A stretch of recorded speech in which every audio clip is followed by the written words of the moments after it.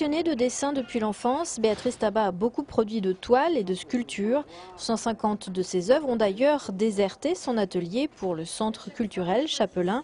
Mais l'endroit vit encore de toiles et d'animaux, sujets appartenant et animant le lieu comme l'artiste elle-même et comme Mélanie, le perroquet bavard. C'est ma vie quotidienne.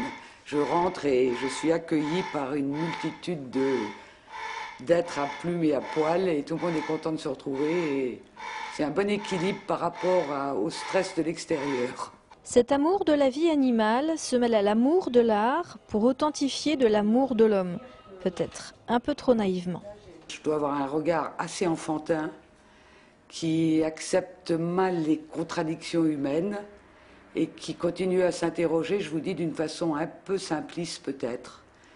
Et mon interrogation, elle passe à travers la peinture et la sculpture. La question que je pose dans ma peinture, c'est « est-ce ainsi que les hommes vivent ?» Chez Béatrice Tabat, la force n'est pas la violence. Si ses œuvres interpellent, dérangent, parlent, c'est de la lumière, de l'humanité et de ses corollaires.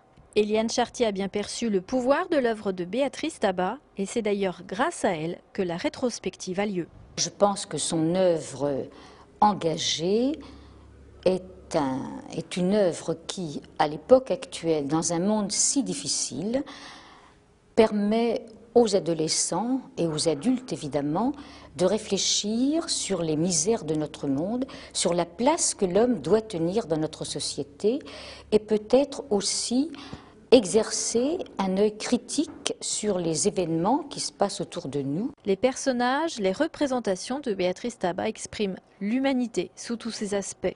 Est-ce ainsi que les hommes vivent? Lorsqu'une exposition devient rétrospective, quelque chose se passe. Au départ, ça m'a beaucoup déprimée, parce que j'ai commencé à ouvrir mes cartons, à chercher dans mes réserves, avec l'espoir de retrouver plein de chefs-d'œuvre oubliés, et j'en ai pas trouvé beaucoup. Puis bon, petit à petit, je me suis pris au jeu, j'ai retrouvé quand même des choses que je ne trouvais pas trop mauvaises, j'ai retouché des tableaux, et puis après j'ai été prise dans ce travail, parce que c'était un très gros travail d'essayer de trier tout. En plus, moi, j'ai tendance à ne pas signer, à ne pas dater. Cette date-ci, le 9 mars 2009, Béatrice Tabat ne pourra l'oublier. Grâce à la rétrospective Chapelain, le conservateur du musée d'art moderne nous fait partager sa passion pour l'art et beaucoup d'elle-même.